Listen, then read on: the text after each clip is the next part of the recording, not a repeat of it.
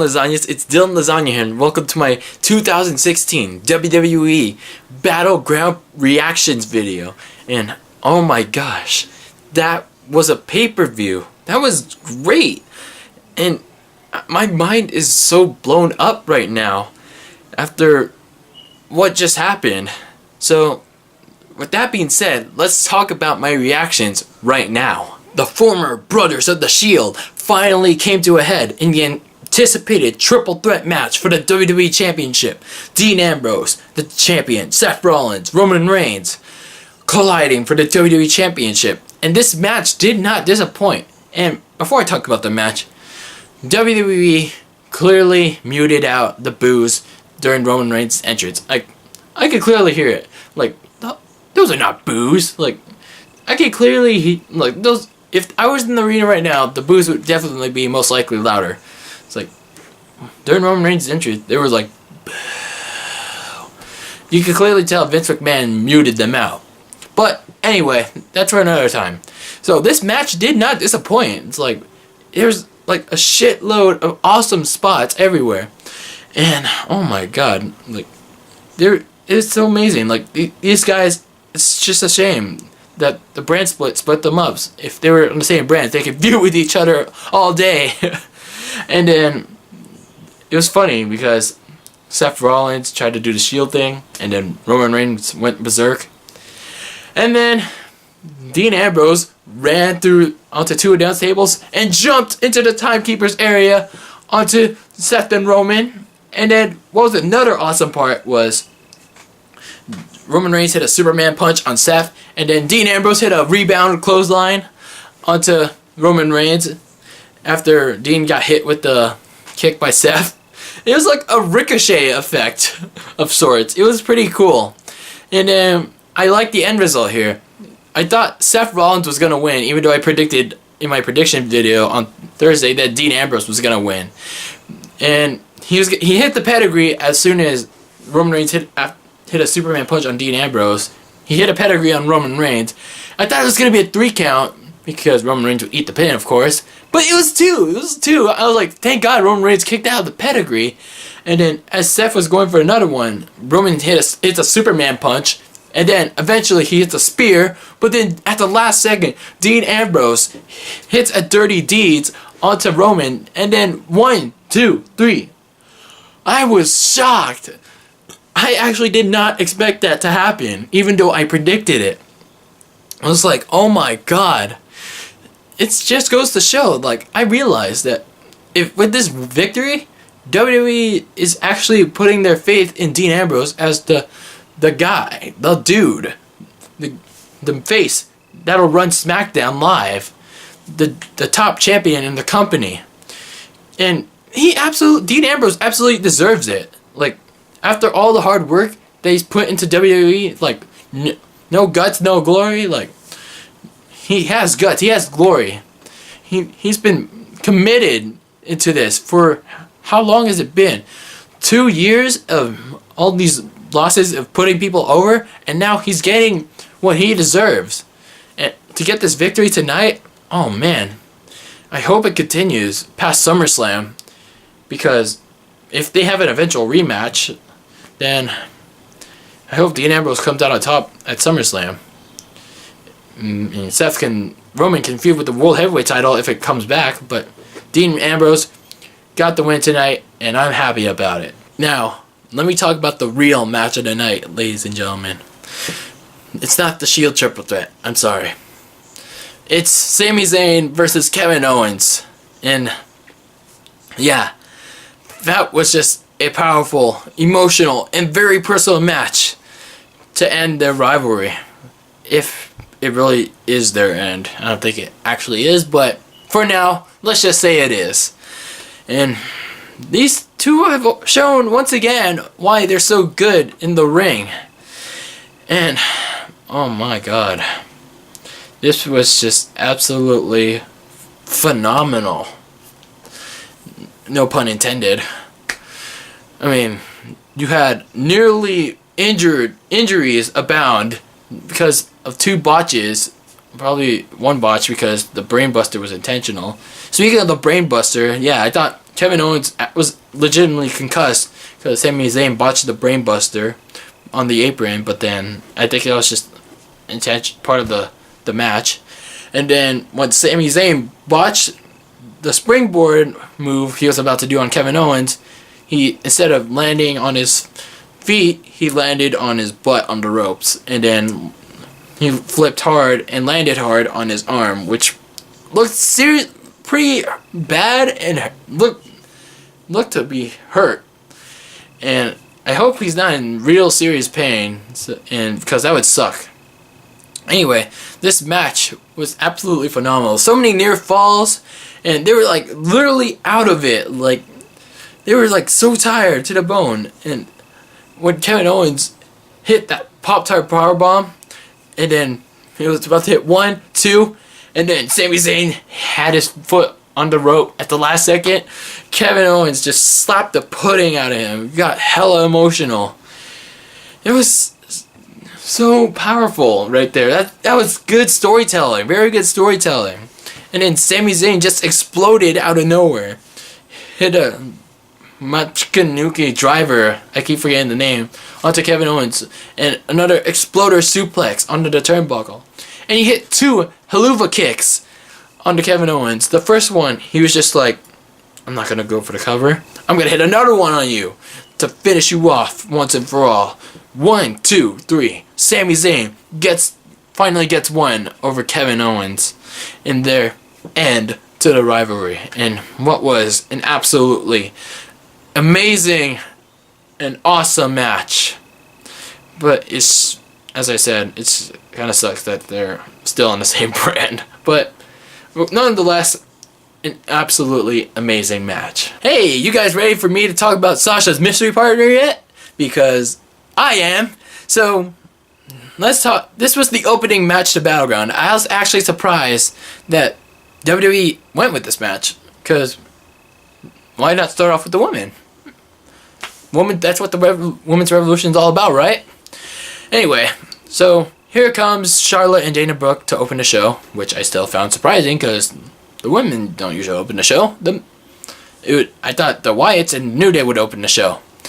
And they come out, and then later Sasha comes out all by herself, bossing it up. And then everyone's waiting to see who her tag team partner is. And everyone is already chanting who her partner's going to be. And guess what? Literally a minute later, hey, we get some Bayley! Hey, we get some Bayley! Yep, literally, we finally figured out that Bayley is Sasha's tag team partner for the opening match of Battleground. And I guessed it correctly. It was going to be Bayley or someone irrelevant, but as I said, it was Bayley. The first one was going to be Bayley. And Bayley did pretty good in her Battleground debut. I mean, although she didn't get much screen time, she did pretty well to impress us for those who didn't see her work in NXT. She did pretty well. Like, I wish she got the victory over Charlotte, and said it was Sasha who got the bank statement in on Charlotte and made her tap out, which makes the case even more that Sasha deserves a title match over Charlotte at SummerSlam.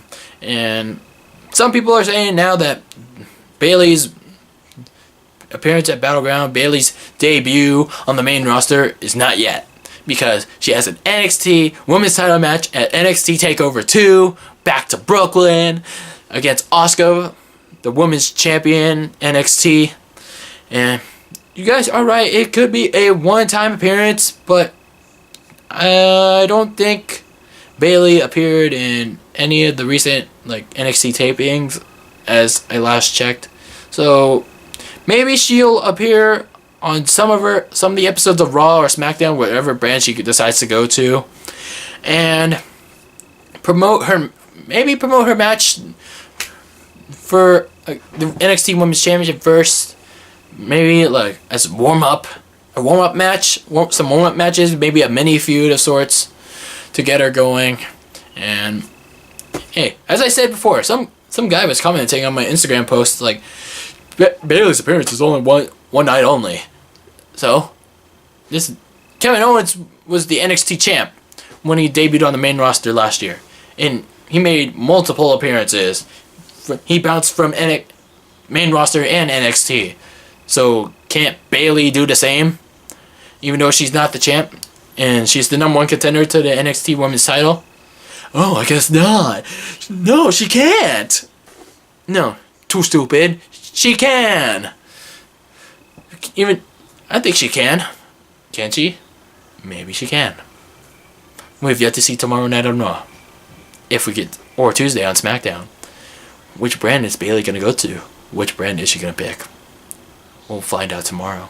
The club teamed up for the last time, or so be it, in case of the Finn Balor Club, Bullet Club relationship with Gallows and Anderson.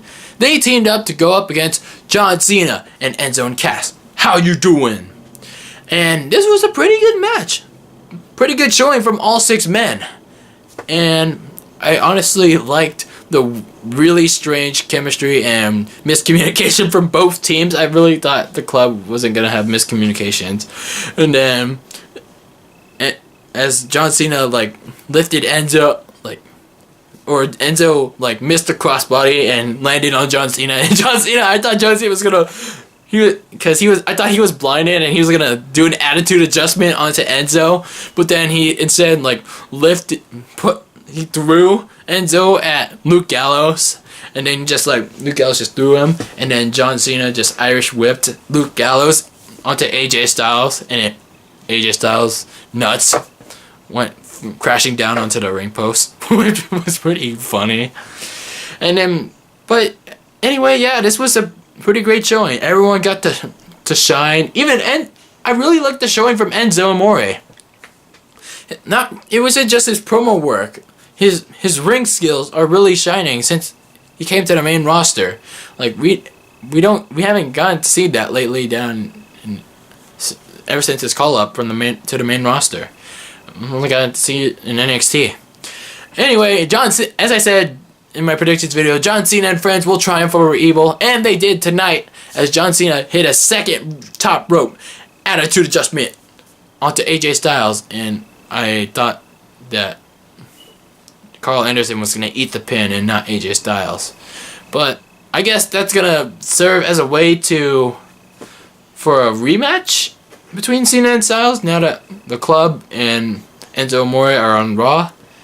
And John Cena has AJ on SmackDown, so they'll probably have one final rematch at SummerSlam, unless, barring a title defense against the former members of the Shield at SummerSlam,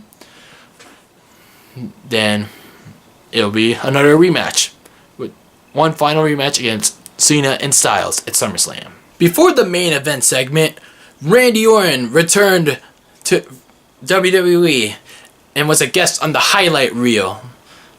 Chris Jericho was your host, obviously, and this was really strange because they were just talking about how Randy's back, because it's good to have Randy back. He was really, this is the first time I've really seen him happy to be back in ever. He was really motivated, for once. And then Chris Jericho was just shooting him down, and how he's not going to beat Randy's not going to beat Brock Lesnar. His ass is going to be taken to Suplex City 21 times. And he even gave him the gift of Jericho. Drink it in, man.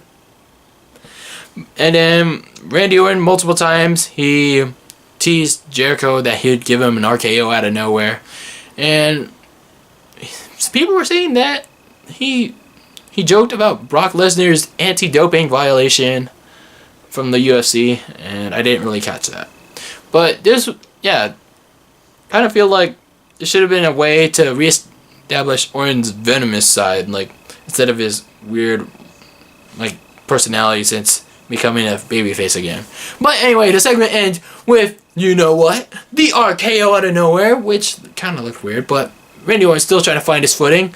But he'll have a few warm-up matches before his match against Brock Lesnar at SummerSlam, which is sure to be awesome. And that ended a really weird highlight reel. Your WWE World Tag Team Champions faced off against the Wyatt family in a 6-man tag team match. Now, this prediction I got wrong. And I was actually a bit surprised that I got this wrong. Because the Wyatt family, I said in my prediction video, were no more because of the brand split. And because Braun Strowman's on Raw and Bray Wyatt and Eric Rowan on SmackDown. And I kind of said, like, if the Wyatt family were to win, it'd be kind of weird because they're no longer a trio, and I don't know what they're gonna do after that if they won. So, and I predicted that the New Day were gonna win, but the Wyatt family won. But this was a pretty good match, and Xavier Woods finally conquered its fear of being scared of Bray Wyatt, sort of. He unleashed his fury over Bray Wyatt. Like, let's beat up Bray Wyatt. And he actually unleashed some offense, like, that I haven't seen in a while from Xavier Woods. And this is, like, almost all Wyatt family during this entire match. And I was concerned for Big E, like, near the end of the match, because he took out Eric Rowan with the spear. Or was it? Yeah, he took out either Braun Strowman or Eric Rowan with the spear, but then he landed really weird or very, like, nasty on his head, and I thought he was seriously hurt as Sami Zayn and Kevin Owens were later on, and that really concerned me as well. And then Xavier Woods was just like, as he turned around, was like, "Oh shit, Bray Wyatt, Spider Walk!" And then Bray Wyatt's like, "Hey motherfucker, guess what? I'm back!" And then Bray Wyatt hit a Sister Abigail, but first he had to give a kiss to Xavier Woods as a parting gift. Sister Abigail out of nowhere. 1, 2, 3. Wyatt family wins. So, how do we make Darren Young look great? By getting himself disqualified, or causing a no contest in his Intercontinental Championship match against The Miz. And this was a strange match of sorts because it featured Bob Backlund taking his shirt off, him slapping Maurice, and then Maurice pulling off a LeBron James again, and then Bob Backlund getting pushed by The Miz, and then Darren Young showing pretty, like, variety of offense, like he learned from Bob Backlund, which is pretty cool. But as I said, Darren Young probably needs a little bit more, like a little bit more of a push, like getting a little bit more credibility before he can get a singles title. And that was just a weird match. But he did get to finally lock in the crossface chicken wing on The Miz, but it didn't result in a title victory. We also got to see Zack Ryder almost win the United States Championship again against Rusev. And Zack Ryder, I thought Zack Ryder was going to literally dominate during the whole match, because it's Rusev and it's Zack Ryder. Combine those two into one match and you get a pretty decent match. It wasn't a bad match. Like, it was actually pretty fun to watch, because I thought Zack Ryder, like, who got the Rough Rider in, and then he should have went for the pin, but, you know, Rusev, like, instantly kicks out of finishers like that. He was about to go for the elbow drop, but then Rusev reversed it. He locked in that accolade, and I thought he was going to escape it like John Cena has, because John Cena is the only one to ever escape it, because he's John Cena. But then Ryder almost escaped it, but then Rusev, being the smart one and Ryder being the too stupid one, he locked it in, broke Ryder's back in half. Ryder had to tap out. And Rusev is still your United States Champion on Raw. Now, we can't forget about the other pointless matches on the show. There was Natalya versus Becky Lynch, which was placed between Sami Zayn versus Kevin Owens and The Miz versus Darren Young. And everyone was cooled down from the epic match that Sami Zayn and Kevin Owens had. And I was tired out of it. And I really didn't pay attention to that Natalya versus Becky Lynch stuff, much like everyone else did. But it was a pretty okay match. Like, the women did their stuff, and they actually got a lot of good time out of it. But I just wish I'd seen a little bit more out of it. And I can't really tell how the finish went. Did Natalya do something dirty to make Becky Lynch tap out to the sharpshooter, or did Becky Lynch tap out clean? I think Becky Lynch tapped out cleanly. But anyway, regardless, Natalya won that match. And lastly, we can't forget about the Usos versus Fabrice in the pre-show tag team match, which the Usos lost because Tyler Breeze reversed the Uso splash with high knees and into a small package. Did anyone care? The crowd was into it. They were okay, but did I care? Not really. Overall, this was a pretty great pay-per-view from WWE. It was actually so exciting. As I said, there was my predictions. There's gonna be so many swerves. There's gonna be so many shock finishes. You kind of don't know what to expect from this pay-per-view. You got one hell of a pay-per-view from WWE in Battleground 2016. So, what did you guys think of the pay-per-view tonight? Leave them in the comments below. And drop a like on this video if you enjoyed my Battleground reactions. And yeah, I hope you guys enjoyed Battleground 2016. And don't forget to subscribe for more videos. Like, comment, share, subscribe. Follow me on all my social media links there in the description below. And always be delicious.